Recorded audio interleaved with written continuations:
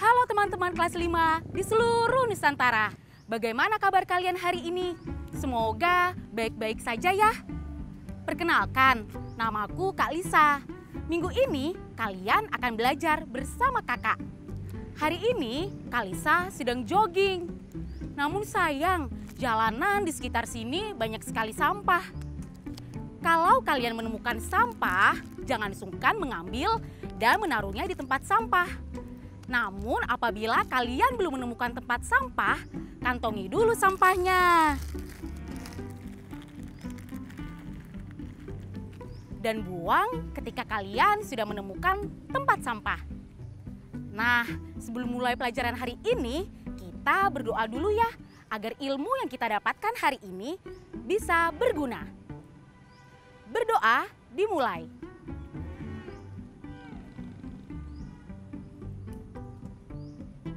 Berdoa selesai. Ayo membaca.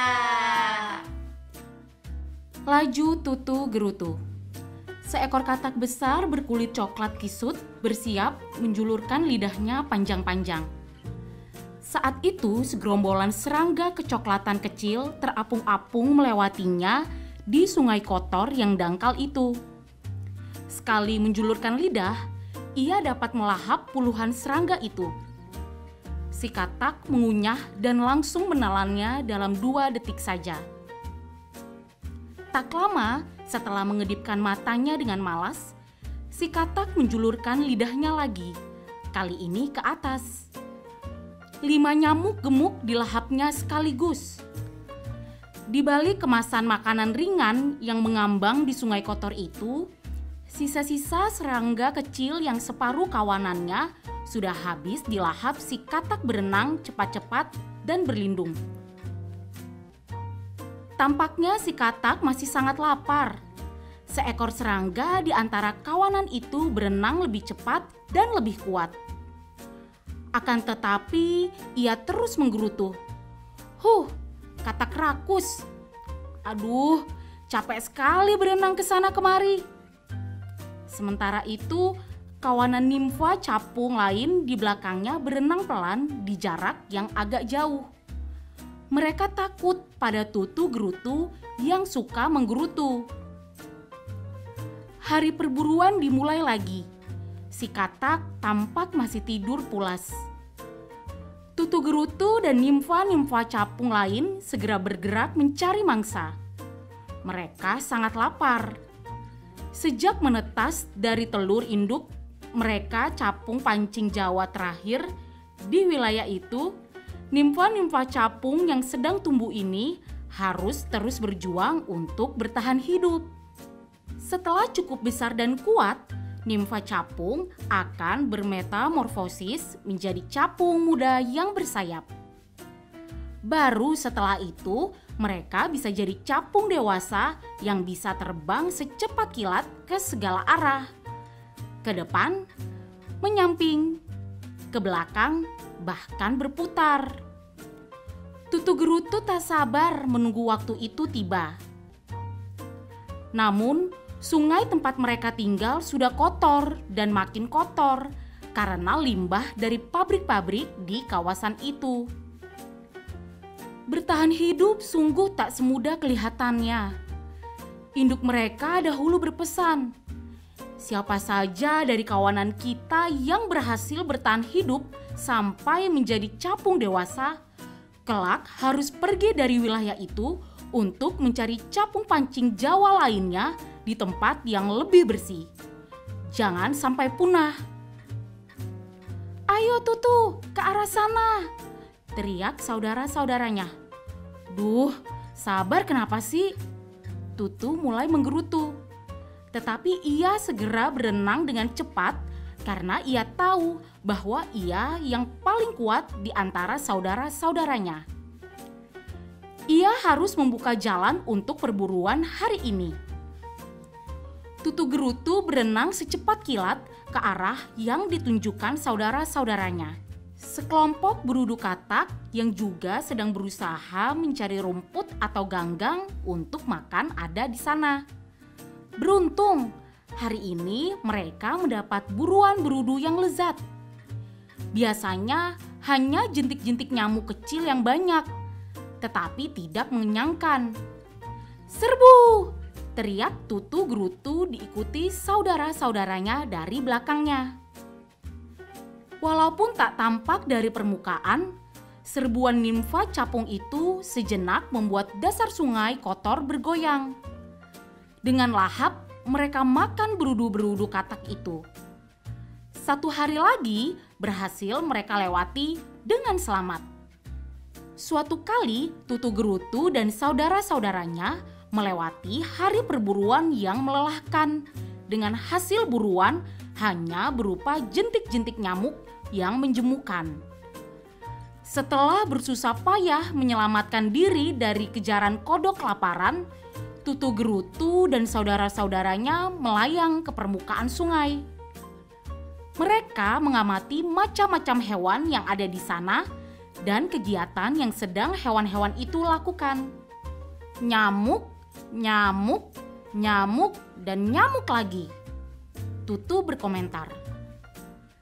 15 saudaranya yang tersisa dari 100 telur yang menetas dari induk mereka mengangguk-angguk. Kupu-kupu terakhir sudah pergi dari sini, sahut salah satu saudaranya.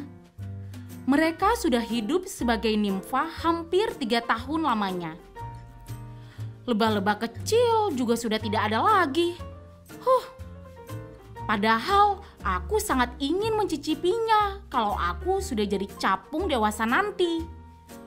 Tutu Gerutu menggerutu lagi. Saudara-saudaranya tersenyum kecil sambil geleng-geleng kepala. Ya, di daerah itu banyak jenis tanaman yang tidak bisa hidup lagi karena tidak ada serangga yang bisa membantu penyerbukan. Capung-capung yang biasa memakan hama tanaman juga makin susah hidup di tempat itu. Selain karena makanan tak lagi cukup tersedia, pencemaran udara dan air juga meracuni para capung sehingga banyak yang tidak bisa bertahan hidup. Lihatlah, bunga-bunga liar yang dahulu biasa mekar di pinggir sungai ini juga sudah tidak ada lagi. Tinggal rumput-rumput liar kering. Pantas saja lebah-lebah itu tak ada lagi. Mereka tak punya makanan. Lanjut Tutu Gerutu. Tepat pada saat itu, tiba-tiba dari kejauhan tampak aliran berwarna coklat tua bergulung-gulung menuju ke arah mereka. Oh, tidak! Tutu Gerutu berenang pelan. Air berbau sangat busuk. Gulungan berwarna coklat yang menerjang mereka kemarin adalah limbah pabrik yang dibuang begitu saja ke sungai dalam jumlah besar. Ia berenang ke sana kemari mencari saudara-saudaranya. Beberapa hanyut tergulung limbah. Beberapa masih ada di sekitarnya. Tapi mereka terlalu lemah untuk bisa berenang lagi. Racun limbah membuat mereka sangat sakit. Tutu Gerutu tahu kalau ia terus berada di situ, ia juga akan mati. Ia berenang mengitari saudara-saudaranya beberapa kali sebelum akhirnya berenang dengan cepat, sangat cepat, mencari ceruk sungai yang lebih aman dari racun. Ia sangat sedih, tetapi ia tak punya pilihan lain. Ia harus pergi. Ia harus menggenapi pesan induknya, tumbuh menjadi capung pancing Jawa dewasa dan mencari koloninya di tempat lain. Jangan sampai punah. Tahukah kamu, capung dikenal sebagai hewan yang peka terhadap polusi udara dan pencemaran air. Kepunahan capung terutama terjadi di wilayah perkotaan yang tingkat polusinya cukup tinggi. Kalau di dekat tempat tinggalmu sulit atau bahkan tak pernah ditemui capung, barangkali daerah tempat tinggalmu memang sedang mengalami pencemaran udara maupun air yang cukup serius. Menanggapi bacaan. Di manakah Tutu Gerutu tinggal? Jawabannya, Tutu Gerutu tinggal di sebuah sungai di dekat area pabrik. Hewan apakah Tutu Gerutu itu?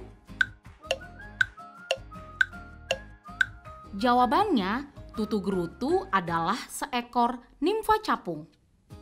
Apa saja penyebab saudara-saudara Tutu Gerutu mati? Jawabannya, saudara-saudara Tutu mati karena dimangsa hewan lain seperti katak dan terkena racun dari air sungai yang tercemar limbah pabrik. Mengapa Tutu Gerutu harus pergi meninggalkan saudara-saudaranya? Jawabannya, karena Tutu Gerutu harus mempertahankan hidup supaya kelak ia bisa jadi capung dewasa sehingga capung pancing Jawa tidak punah. Nah, teman-teman, apakah kamu pernah melihat capung di daerahmu? Jika tidak, ada kemungkinan daerah tempat tinggalmu itu kotor dan memiliki banyak polusi. Bayangkan juga bila seluruh capung punah, apa yang akan terjadi? Jaga terus lingkungan kita agar tetap bersih dan bebas polusi, yuk teman. Kata baruku. Selamat pagi anak-anak, bagaimana kabar kalian?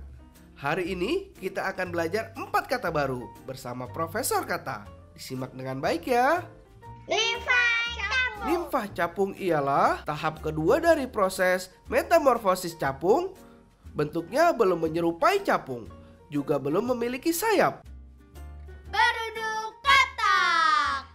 Beruduk katak adalah anak katak yang masih berbentuk seperti ikan dan bernapas menggunakan insang. Jentik nyamuk. Jentik nyamuk adalah anak nyamuk yang masih hidup di air dan menggantung di permukaan air untuk bernapas. Limbah. Limbah sampah ialah sisa proses produksi atau sampah yang bisa berupa sampah padat maupun cair. Biasanya mengandung bahan-bahan yang dapat meracuni lingkungan. Ayo menulis. Dalam cerita Laju Tutu Gerutu yang tadi kita saksikan bersama, telah digambarkan proses saling memakan dan dimakan di antara tumbuhan dan bermacam-macam hewan. Rangkaian proses memakan dan dimakan itu disebut rantai makanan. Nah, jaring-jaring makanan adalah gabungan beberapa rantai makanan yang berhubungan dan tumpang tindih dalam suatu ekosistem. Berdasarkan cerita pendek Laju Tutu Gerutu, cobalah membuat jaring-jaring makanan sederhana. Urutkanlah hewan apa memakan tumbuhan apa, atau hewan apa memakan hewan apa. Mulailah dari Tutu Gerutu si nimfa capung. Gambarkan jawabannya di buku kerja kalian ya. Setelah sesi Ayo Berlatih, kalian akan mencocokkan jawabannya. Ayo berlatih. Buatlah kalimat dengan menggunakan kata-kata yang ada di layar. 1. Pencemaran. 2. Capung. 3. Berudu. 4. Jentik nyamuk. 5. Memangsa. 6. Limbah. Contohnya, jika kita gunakan kata pencemaran, kalimatnya bisa jadi seperti ini. Pencemaran lingkungan di desaku sudah sangat memprihatinkan. Kalian bisa lanjutkan menulis kalimat-kalimat lainnya ya. Ayo menulis. Apakah kalian sudah selesai menggambar jawaban yang tepat untuk mengisi jaring-jaring makanan sederhana yang ada di layar? Sekarang saatnya kalian mencocokkan jawabannya.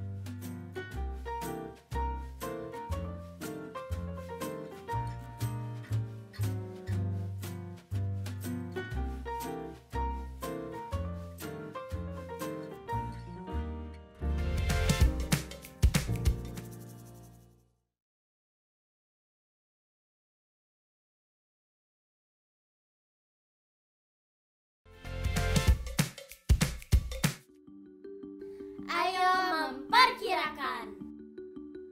Banyaknya ikan di sebuah kolam disajikan dalam tabel di layar. Perkirakanlah pada minggu keberapa ikan di kolam akan habis.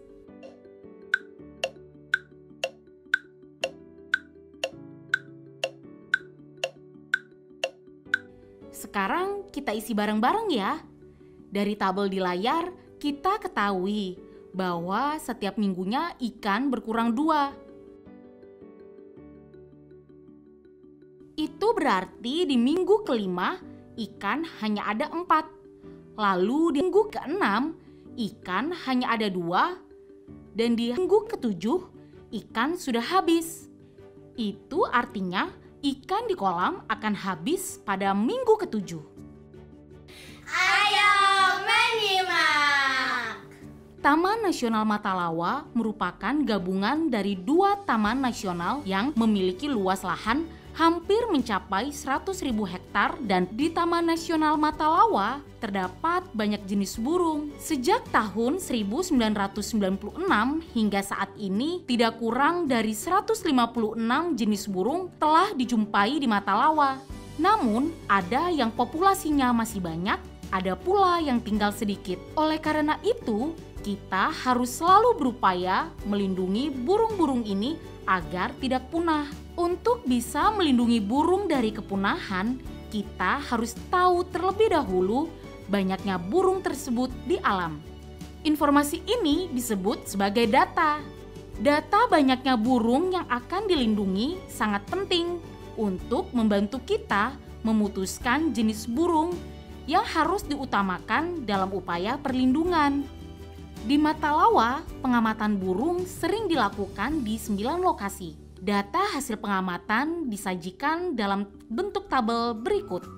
Ayo berlatih. Sekarang, perhatikan tabel yang ada di layar untuk menjawab soal-soal di bawah tabel. Soal pertama, pada pukul berapa burung alap-alap terlihat sering terbang?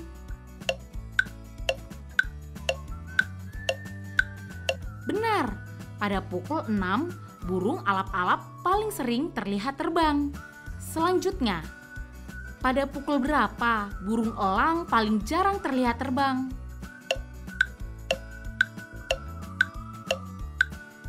Betul, pada pukul 12, burung elang paling jarang terlihat terbang. Terakhir, pada pukul berapa waktu terbaik untuk melihat burung alap-alap?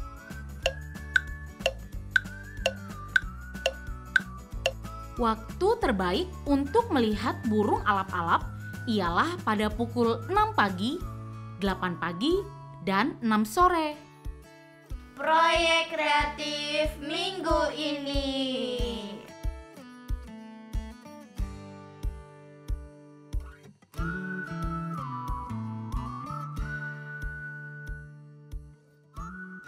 Hai teman-teman, untuk tugas proyek kalian minggu ini, kalian akan membuat poster jaring-jaring makanan yang melibatkan serangga di sekitar kalian. Kalian boleh membuat poster berdasarkan cerita laju Tutu Gerutu atau berdasarkan pengamatan kalian di lingkungan sekitar rumahmu. Nah, untuk tahapan hari ini, waktunya kalian mengenal jaring-jaring makanan dengan mengamati berbagai jaring makanan yang ada di sekitar kalian ya. Refleksi. Hari ini kita telah belajar banyak sekali hal. Dari bagaimana hewan dan tumbuhan saling makan dan dimakan, hingga seberapa parahnya limbah menghancurkan lingkungan untuk hewan dan tumbuhan tumbuh dan berkembang dengan baik. Kita juga belajar mengenai poster siklus hidup serangga-serangga yang kita pelajari lewat cerita Tutu Gerutu. Dan yang terakhir, kita juga belajar mengenai Taman Nasional Matalawa dan burung-burung yang ada di sana, yang wajib kita lindungi bersama. Kita juga belajar membaca tabel datanya.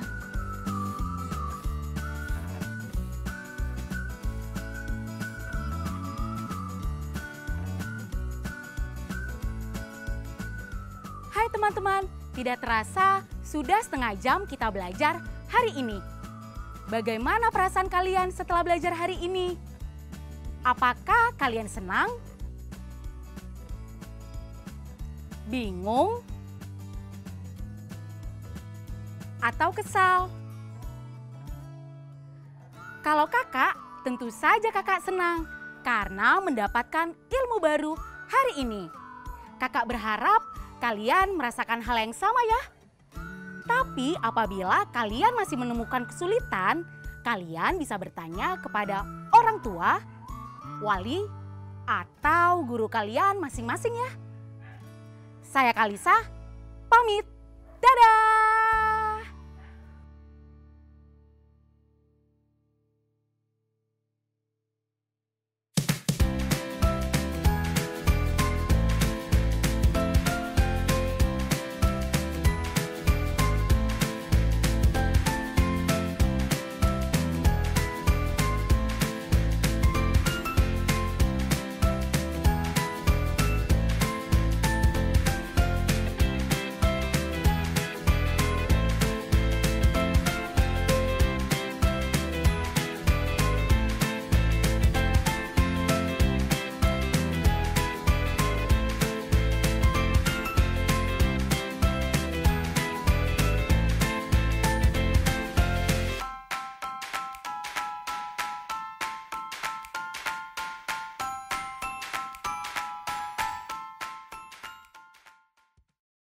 Sekarang tetap belajar dari rumah ya teman-teman.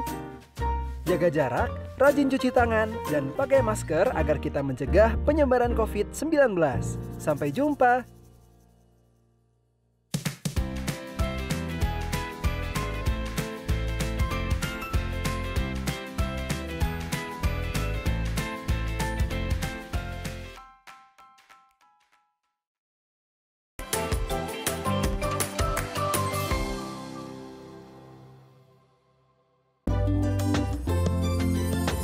Sering-sering cuci tangan, gunakan sabun, pakai masker, menutup hidung mulut. Jangan lupa jaga jarak saat ketemu orang. Makan yang bergizi, jaga kesehatan. Anak Indonesia, anak Jangan kendor, jaga kesehatan.